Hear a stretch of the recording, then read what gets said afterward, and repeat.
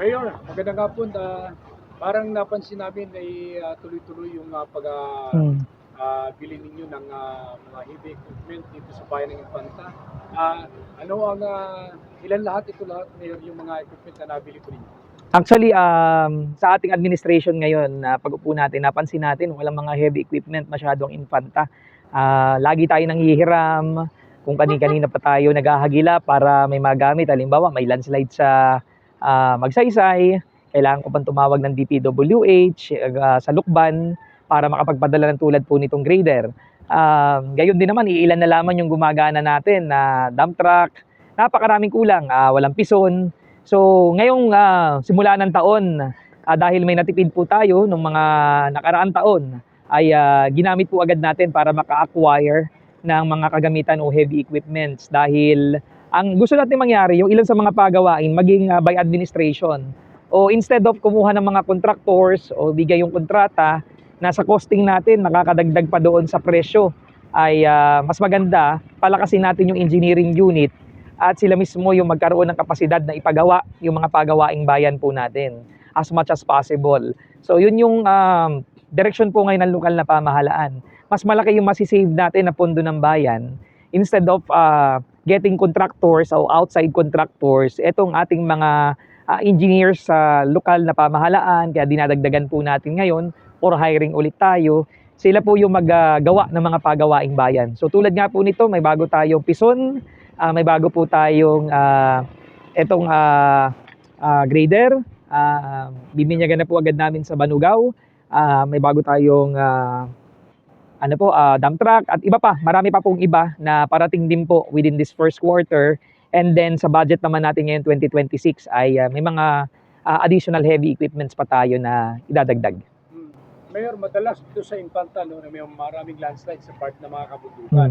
Ito'y magagamit na, Mayor, ng gusto. Opo.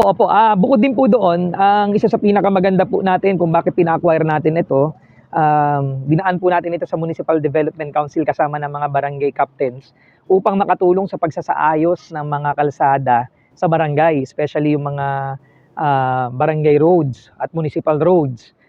Dahil nga po maraming bako-bako, sa katatambak, hindi po naging maayos, hindi nadigpi, hindi napison, at sa lakas din po naman lagi ng ulan sa atin, nagbabago yung terrain po natin ng kalsada. Kaya ito malaking tulong para maipaharampaw namin sa mga barangay at magamit po nila para isaayos yung mga barangay roads po natin. Ngayon may ordinansa kami, kaya mapapansin po ninyo sa kabila, meron tayong mga dump trucks ngayon, hindi ganun kalalaki.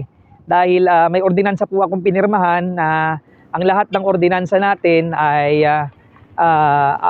yung ordinansa po natin, lahat ng mga naghahakot ng quarry ay hindi ganun kalaki na yung maging truck para makadaan po sila sa mga barangay road. Pag sobrang laki po ng tonnage at capacity, hindi po natin hahayaang makadaanan ng mga barangay at municipal roads para ma-ensure po natin na maayos yung mga kalsada natin sa barangay. So simula na po ito para maisaayos po natin dahan-dahan yung ating mga kalsada po dito sa Infanta. May tira pa po budget po ba ang lokal na pamahalaan dito, Mayor? So, medyo may kamahalan ito. Opo, ito po ay savings pa natin noong nakaraang taon. So, naging epesyente po tayo sa paggamit ng pondo at ito ay binatay po natin doon sa 20% Economic Development Fund. So, doon po natin kinuha. Hindi pa po tayo nakakapag-acquire nung para sa 2026 fund. Kaya po, malaking tulong po ito. Wag mong mag-alala, very efficient tayo. Ito po ay dinaan sa public bidding. So, open bidding po ito. Kaya, mas mababa pa yung presyo doon po sa naitakda na presyo. Kaya po malaking tulong po ito dahil hinayaan po natin na lahat po ay makisali sa bidding, naka-live po ito, stream, para talagang pababaan pero sa kalidad na hinahanap po natin. Makikita naman ninyo na talagang maayos po yung kalalagayan at maayos yung even yung brand ng ating pong mga in-acquire na heavy equipments. Brand new ito, Mayor. Brand new po lahat ito.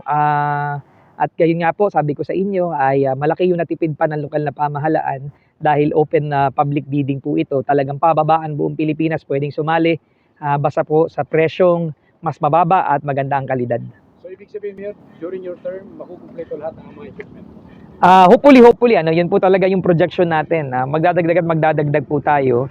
Padadamihin po natin yung mga pangangailangan din na makakatulong sa mga barangay at hinihiling ng mga barangay officials natin. Kaya po, dire-diretso po yung pag-acquire. Isang araw, dumating yung pison po natin. Sa mga darating pang araw, may mga ilan pa po tayo na mga heavy equipments na parating. So may mga operator nito niya. Meron po tayo at diretso din po tayo sa hiring ng mga additional po nating po pwedeng mag-operate. Magpasa lamang po ng PDS at application sa ating HR, gayon din po naman sa GSO. Saan ito mailagay permanente mayor? Para Lahat po ito sa motor pool muna ilalagay, pero agad ay bibinyagan ko na. Pabibinyagan na po natin after blessing po nito ay ibe-blessing ko naman yung mga sirang kalsada po diyan, at least masimulan po natin na mag-grader para mapantay. Particular dahil nga po wala pa rin pong release ang DPWH para po sa kalsada ng Banugao. Bukas nga may appointment po ako sa central office ng DPWH para i-follow up na naman ito sa pangatlong beses. Pero habang wala, hindi naman pwedeng nag-aantay lamang tayo. So i-ano po ulit natin every 15 days. Pinapag-grader po natin at saka pinapapison. Nanghihiram pa tayo dati. Ngayon po ay hindi na tayo manghihiram, may sarili na po tayo. maraming salamat.